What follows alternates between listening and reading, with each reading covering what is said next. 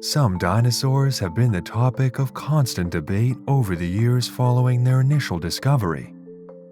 Scientists will unearth a fossil from deep within the Earth, analyze it, give it a name, and write a thorough and peer-reviewed paper on the animal the fossil belonged to, only to have it entirely disproven a few years later when somebody else comes along to research it for themselves, repeating the process the original paleontologists followed. Science, paleontology especially, can be a tug of war, with multiple competitors pulling multiple ropes. In many instances, debates can go on for years and years until concrete evidence is finally uncovered to settle the score, for the time being at least. Today, we will be exploring a dinosaur, along with its wider family, who has been a victim of one of these proverbial tugs of war, Baryonyx, a famous genus of Spinosaurid from what is now England. To this day, from its initial discovery in 1986, it remains one of the most iconic and well-known dinosaurs from the British Isles. But its past has been steeped in mystery and controversy. Spinosaurids contain some of the largest and most well-recognized dinosaurs ever to live, and were prominent across the Cretaceous period. Famous for their strange crocodilian appearances, affiliation with an aquatic lifestyle, and often immense sizes, these amazing theropods are no strangers to scientific controversy. The debate falls more specifically on what some of these dinosaurs looked like in life, and how they lived and fed. Given their crocodilian appearances, they are known to have lived a life around water, where they hunted fish. But how exactly? Did they stalk by the water's edge like a heron, or glide through the water like a crocodile to catch their meal? Were they efficient swimmers, or did they prefer life on the water's edge?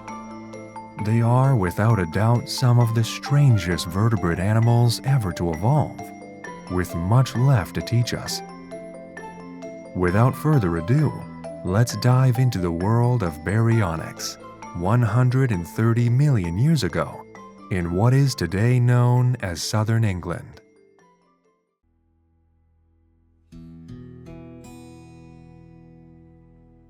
Baryonyx walkeri, the sole recognized species of this dinosaur, was a spinosaurid theropod dinosaur that lived from around 130 million years ago to around 125 million years ago. Studies on the specimens of Baryonyx known to science have placed this dinosaur at a length of somewhere between 7.5 meters to over 10 meters from nose to tail. It was just less than 3 meters tall at the hip, and is thought to have weighed between 1 and 2 tons as an adult, similar in weight to a white rhinoceros, one of the bulkiest land animals alive today. So Baryonyx, like many other spinosaurids, was a very large animal, but it may have been even larger. It has been considered that the holotype specimen of Baryonyx could belong to a young individual, and that in reality, a fully grown animal could have been larger and heavier. While the skeleton of Baryonyx is incompletely known to science, enough has been uncovered to allow paleontologists to infer that this was indeed a spinosaurid. Much of the skull has been revealed to bear the familiar crocodilian shape of its African cousins such as Suchomimus and Spinosaurus. The skull on the holotype alone is nearly 1 meter in length, with a long, thin snout ending in a blunt, rounded tip. At the end of the snout was a bulbous structure, often compared to a rosette, which is seen in some species of modern-day crocodiles. The dinosaur packed sizable rows of long, curved, sharp teeth in its mouth for ensnaring its fish prey, aided by a slight S-shaped curve on the upper jaw. resulting in a hook-like feature at the end. This allowed Baryonyx to gain a major advantage once a fish had been caught. The hook, combined with the teeth, meant that there was little chance of escape. Baryonyx stands out from the Spinosaurus crowd in the fact that its nasal bones were fused together, and a bony ridge known as the sagittal crest can be seen above where the eyes would sit in the skull. Unlike other spinosaurid dinosaurs, these crests were pointed and triangular, and sat next to a possible horn core in front of the eye. The teeth sitting within this dinosaur's long, bizarre jaws were flattened at the sides, but all of them curved backwards in exactly the same way, to help set up a lethal trap for prey. Tiny serrations can be seen on the canine teeth, which would have helped to deliver the initial fatal bite when an animal was caught. Moreover, the number of teeth found in Baryonyx was thought to be higher than most theropods. Amongst the known teeth found from this dinosaur are 7 from the premaxillary, or tip of the upper jaw, and 32 from the dentary, or lower jaw. Baryonyx's body would have followed the typical theropod body plan, a bipedal stance with 2 pronated arms projecting from the front of the torso, and a long, tapering tail following behind the body. Baryonyx's neck was held out straighter than that of other theropods, however, and the neck became progressively thicker the closer it got to the torso. The neck was muscular, implying that this dinosaur was capable of carrying large quantities of meat in one sitting, or was eating particularly large species of fish from the waters of ancient England. Being a large animal, Baryonyx was able to reduce its weight with the presence of air spaces within its bones, which would have helped it to keep its heavy weight upright on 2 legs. Its ribs were short, like a crocodile's, and the spines attached to the vertebrae bones were set low along its body with the exception of one. One of these dorsal spines was thinner and longer than the others, which implies that, like several other known theropod dinosaurs, Baryonyx may have sported a ridge or small hump-like structure along its back. If Baryonyx is known for one thing, it's the huge curved claws that tip the digits on its forelimbs.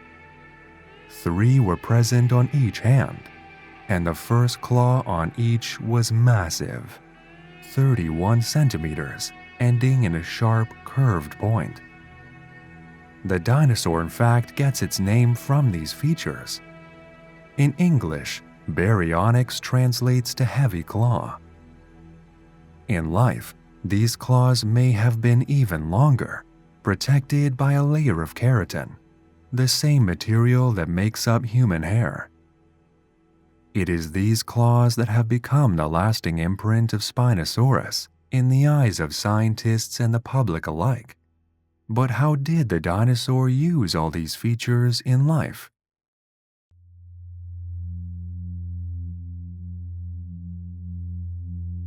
The notion that Baryonyx was a fish-eating dinosaur first came about in 1984, when French paleontologist Philippe Taquet proposed that, given the similarity of the dinosaur's snout to a crocodile, and the fact that it possessed a body plan not too far off of that of a giant wading bird, it may have stalked for aquatic animals by the water's edge.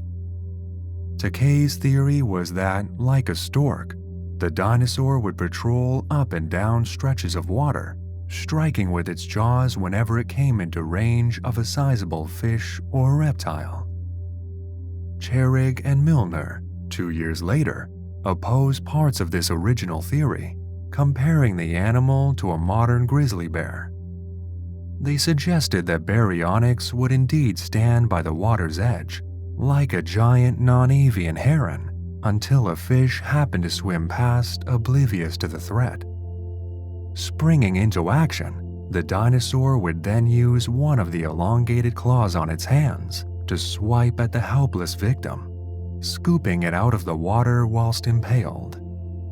Only when the fish had been removed from the water would the dinosaur set to work with its long jaws.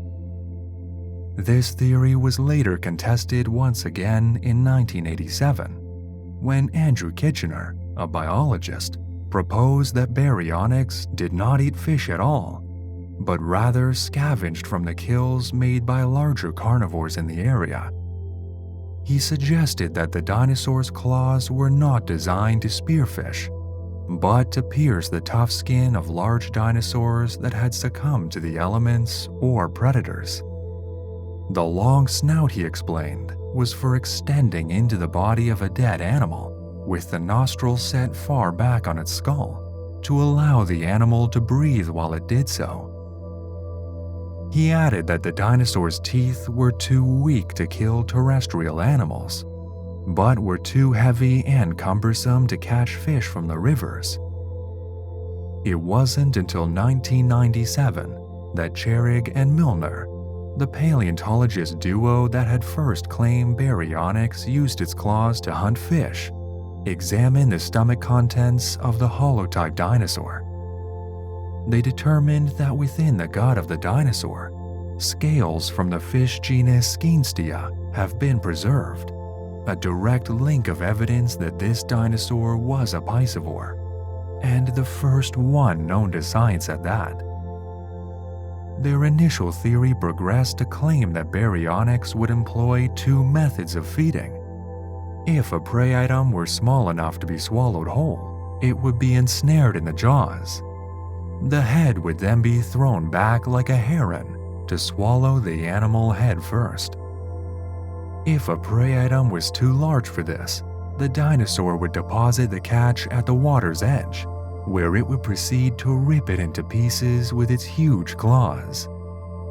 They concluded by stating that, while the dinosaur was primarily a hunter of fish, it would not turn down the opportunity to attack terrestrial animals and scavenge when food sources were scarce.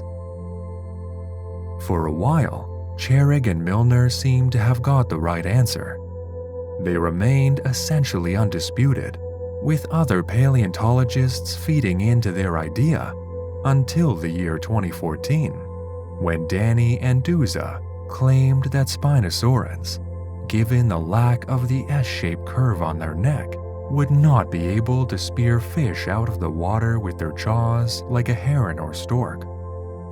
The dinosaur's eyes were also not set up in a manner that would have allowed for binocular vision, so fish could not be easily seen approaching in the water. Rather, the paleontologist suggested that baryonyx would have swept its head from left to right in the water, in an area where fish were spotted or known to thrive. Over the following years, however, the Spinosaurids and our understanding of them would undergo huge changes in the eyes of scientists, in what could be classed as the most rapidly changing paleontological topic in modern times. While Charig and Milner believed that baryonyx was a capable swimmer when it needed to be, it did not employ this method to catch its food, and preferred to wait on the banks of the river or coastline to hunt. They did, however, toy with the idea that baryonyx was quadrupedal, allowing it to get low to the water's edge to catch fish, something that would later be backed up by famed paleontologist Nizar Ibrahim to describe baryonyx's giant African relative Spinosaurus. Ibrahim decided, however, that this was not possible for baryonyx, as the more closely related and better-known Suchomimus could not have been a quadruped. It was Roman Amu and colleagues that first concluded that Spinosaurids were semi-aquatic, like their crocodilian lookalikes. Based on intricate studies surrounding the oxygen composition of Spinosaurid teeth, the paleontologists were able to decipher that these dinosaurs preferred the water to land. and therefore spent much of their lives in it. This was the running theory until 2017, when Matteo Fabri studied Baryonyx's bones. He and his team determined that the dinosaur possessed dense bones and could therefore likely dive under the water after its prey, exactly like a crocodile. Suchomimus, Baryonyx's close relative on the other hand, did not possess such a bone structure and was a semi-aquatic wader still. So as it stands, Baryonyx was a semi-aquatic hunter of fish that could dive beneath the water's surface after its prey. It ensnared small enough catches in its jaws, while fish that were too large were dispatched with the giant claws. The same was said for Spinosaurus around the same time that this recent news surrounding Baryonyx came out, and it has already been disproven. Watch this space. Baryonyx's story may not end here.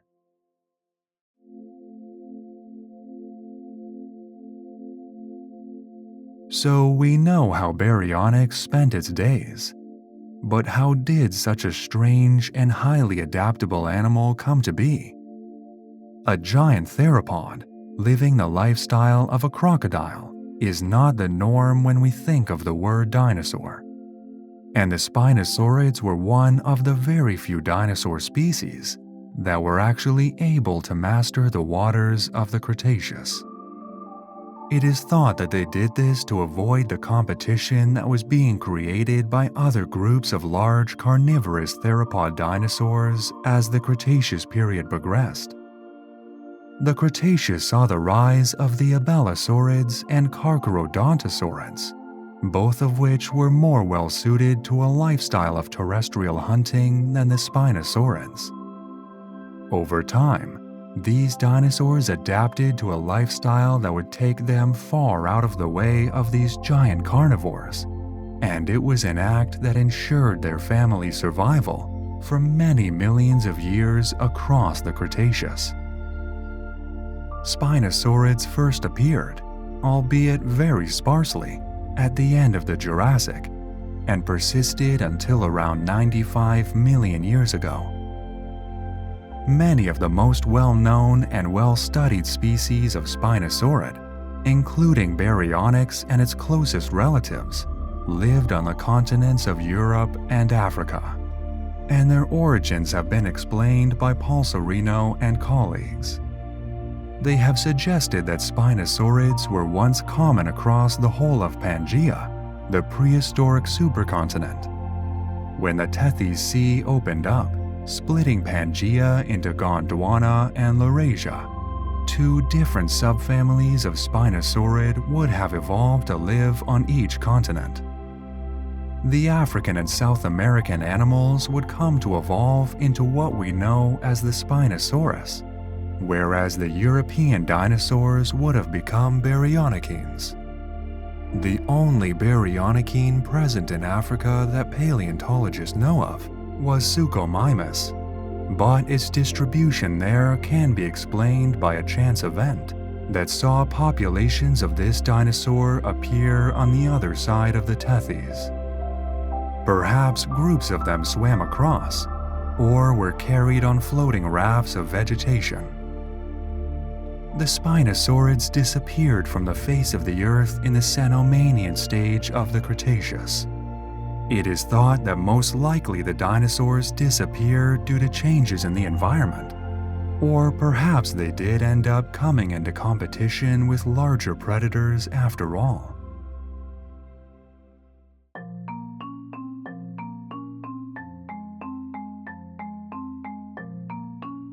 Given the importance and fame of the dinosaur, it may come as a surprise that Baryonyx was discovered by an amateur fossil collector. William J. Walker, a hobbyist who worked a day job as a plumber, took to the Smokejack Clay Pit, part of the Weald Clay Formation in Surrey, England, in January 1983. In the find of his career, he stumbled upon a rock with a huge curved claw lying within. It was partially missing, but when Walker returned to the same spot a few weeks later, he was able to recover the rest of the claw, alongside a rib belonging to the same animal. The fossils were later taken to the Natural History Museum in London, where Charig and Milner first examined them. Noting the importance of the find, the paleontologists took to the area themselves and managed to uncover many more bone fragments belonging to the same dinosaur. It was not until June that the entire holotype specimen was dug up after excavating 2 metric tons of rock over the course of 3 weeks. What was most remarkable was that fossil hunters and paleontologists had been exploring this exact area for 200 years. Nothing remotely like it had been uncovered before.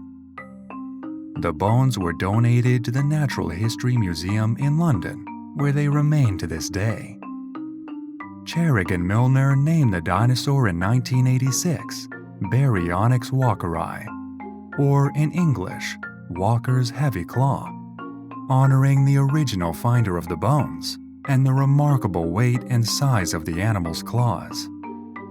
It took a while for paleontologists to determine whether or not the claw belonged to a hand of a large theropod or the foot of a dromaeosaur, given its proportions and weight. Baryonyx was the most significant large theropod to have been excavated from the United Kingdom in over 100 years, since Eustreptospondylus, a megalosaurid theropod from the Jurassic period, was dug up in 1871, making Baryonyx a well-noted find indeed. The papers and media outlets went wild for the discovery, nicknaming the dinosaur Claws in a pun on Steven Spielberg's film Jaws. Since the discovery, Baryonyx has featured in BBC documentaries, dinosaur books, and a monograph published by Charig and Milner in 1997, which describes the skeleton in full detail.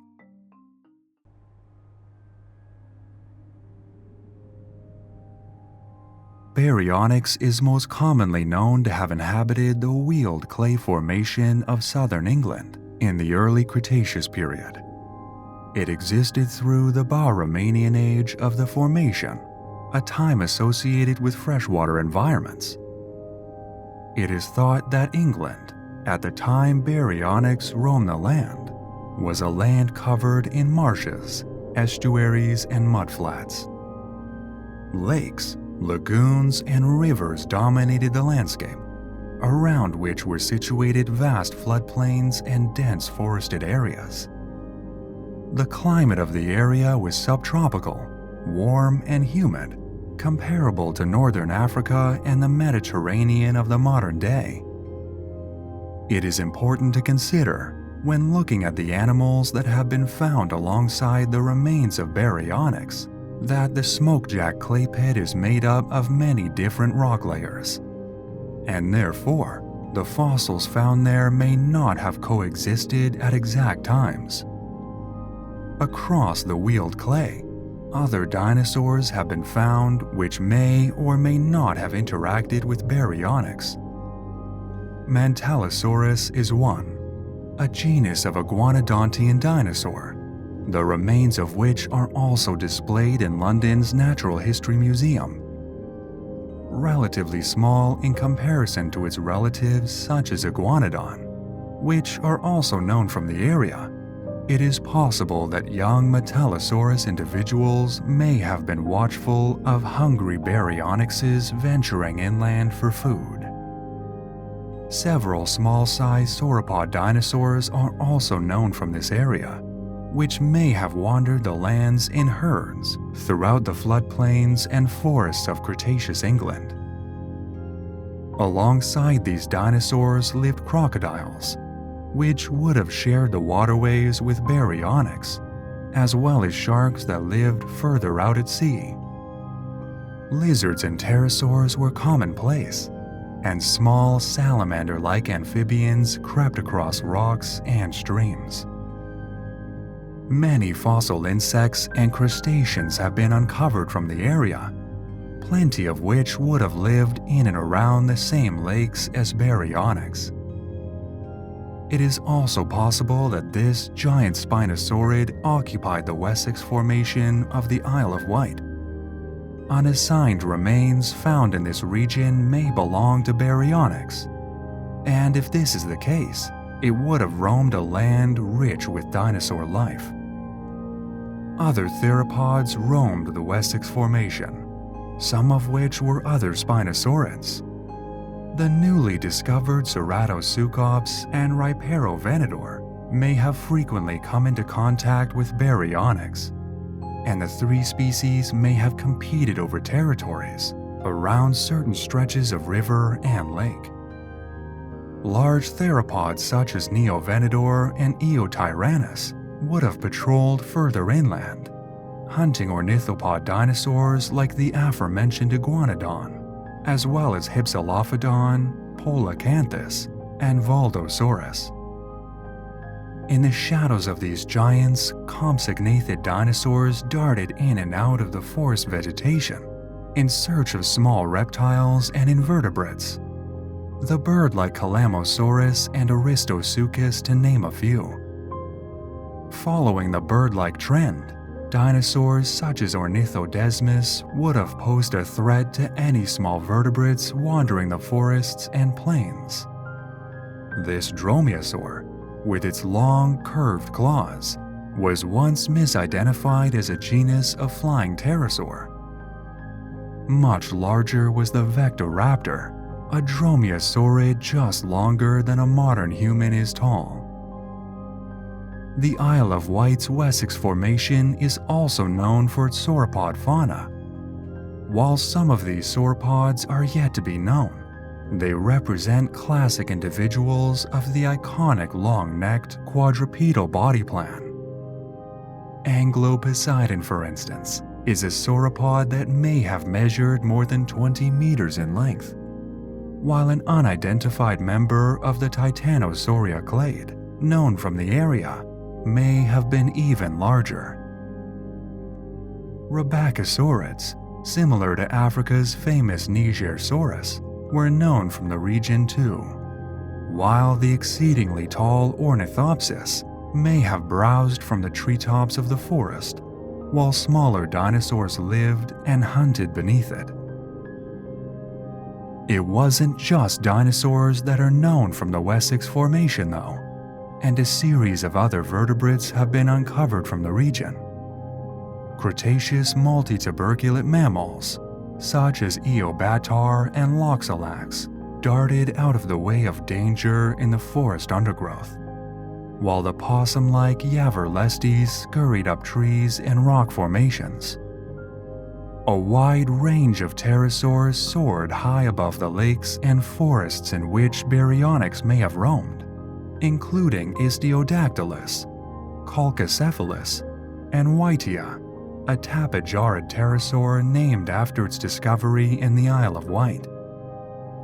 Undetermined plesiosaurs from the leptocladid and elasmosaurid families are thought to have swam in the coastal waters surrounding what would one day become England, while a wide range of neosuchians, such as Bernissardia, Vectosuchus, and Theriosuchus, occupied the waters in which Baryonyx would have hunted. These reptiles were very similar in appearance to crocodiles, and would have hunted many of the smaller fish that would have been insignificant to an animal as large as Baryonyx. Amongst the much larger reptiles lived turtles, almost unchanged for millions of years, whilst frogs and salamanders hopped and crept along the water's edge. The waters of the Wessex Formation would have provided bountiful feeding grounds for Baryonyx's diet of fish, with genera such as Scinstia, Catutus, Coelodus, and Lepidotes abundant in large shoals. The plant matter of these two regions are represented by ferns and horsetails, which would have littered the forest floor. Club mosses would have been commonplace in the woodland and floodplain areas, while conifer trees composed the vast stretches of woodland that provided shelter for many dinosaurs and other vertebrate animals. Giant tree ferns such as the bizarre and alien-looking Tempisca existed in great numbers across the Wessex Formation's forests, while the curved stems of horsetails created a light green blanket of vegetation in the shadows below.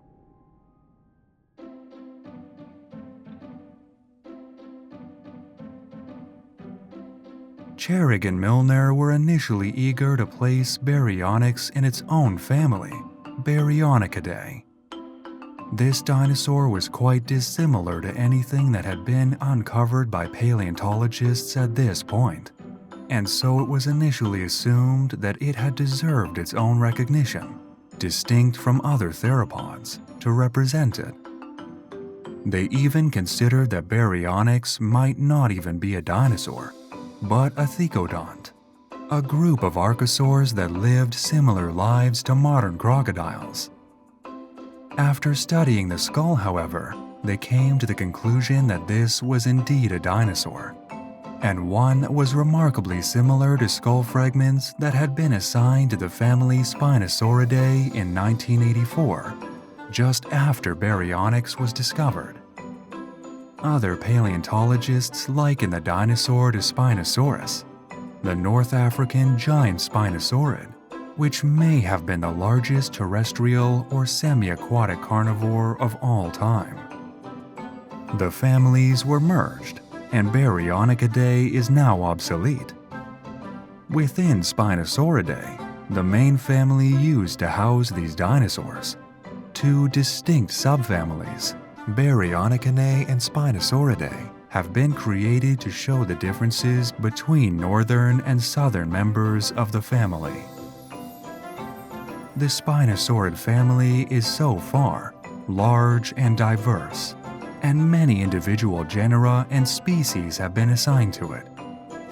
Without a doubt, the most famous dinosaur within the family is its namesake Spinosaurus, with its iconic sail back and newly discovered tadpole-like tail. This may have been the largest non-fully aquatic carnivore ever to live, with the biggest individuals placed at around 13 to 14 meters from nose to tail. These giants inhabited the lakes and waterways of North Africa, where they grappled with gigantic fish, such as Onchopristis and Mawsonia. Elsewhere in Africa lived Suchomimus, Baryonyx's closest relative that we know of. A resident of the rivers of Niger, this dinosaur came into existence just as Baryonyx was beginning to die out. The two may have shared the world with each other for a short time, albeit on separate continents.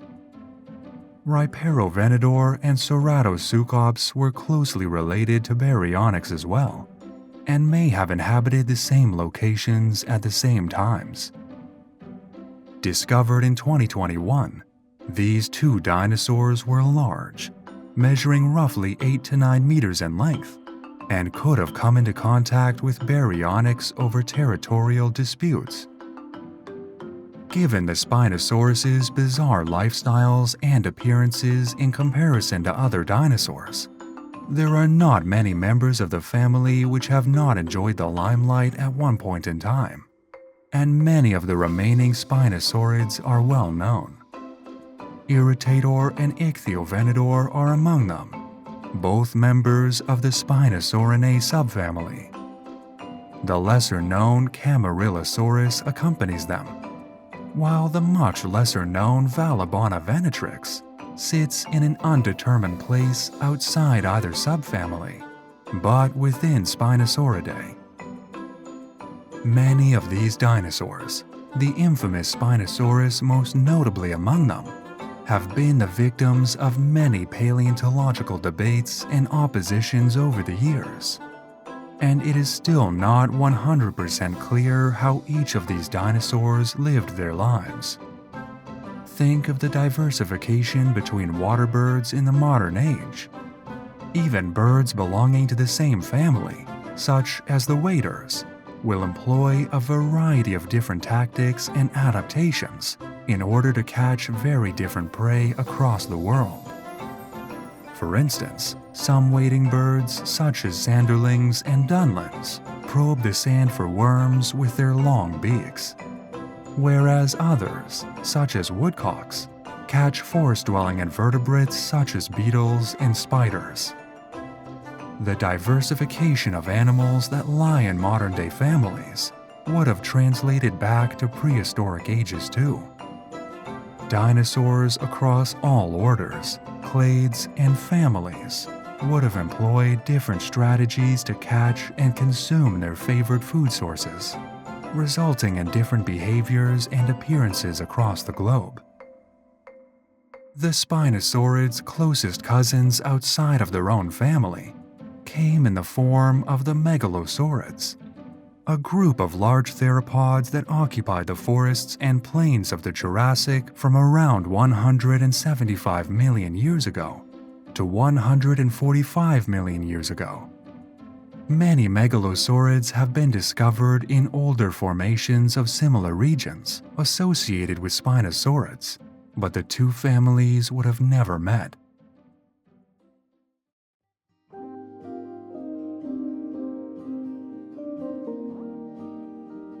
Baryonyx represents an amazing and iconic segment of the natural history of the British Isles.